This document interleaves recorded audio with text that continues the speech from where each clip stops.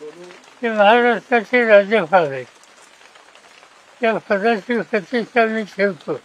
ते झारखंडला ज्यावेळेला राज्यपाल होते त्यावेळी राजभवनमध्ये तिथे आदिवासी मुख्यमंत्र्याला अटक झाली.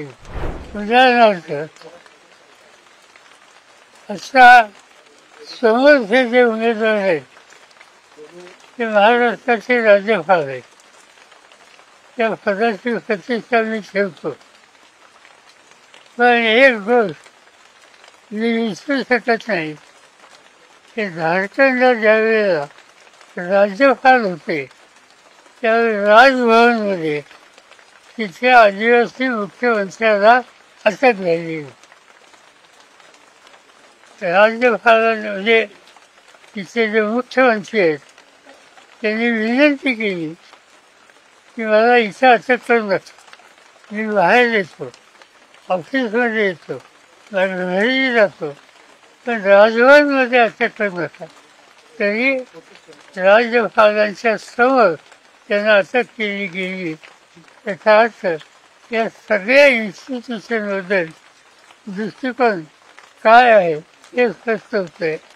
आणि त्यामुळं अपोजिशनमध्ये एक मत आहे की याच्यात काही मतांची फेरफार होणार नाही.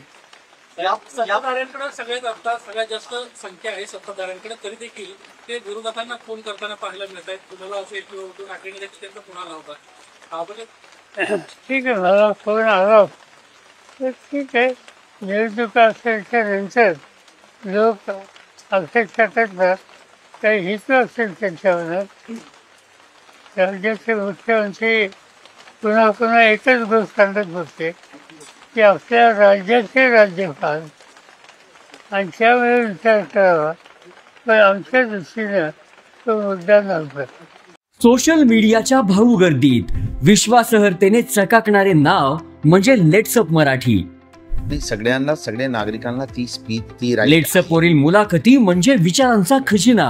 त्यानंतरच्या निवडणुकीमध्ये मला सोडून गेले. बातम्या केवळ वस्तुस्थिती सांगणाऱ्या, न प्रोपोगंडा, फक्त जनतेचा अजेंडा. क्योंकि आने वाला कल जाने वाला है, जाने वाला कल आने वाला है. राजकारण, मनोरंजन असो की क्रीडा क्षेत्र, महाराष्ट्राची स्पंदने संवेदनशीलतेने टिपणारे माध्यम म्हणजे लेट्सअप मराठी. जगासोबत एक पाऊल पुढे राहण्यासाठी लेट्सअपचे ॲप, सोशल मीडिया आणि वेबसाईट सोबत कनेक्टेड रहा.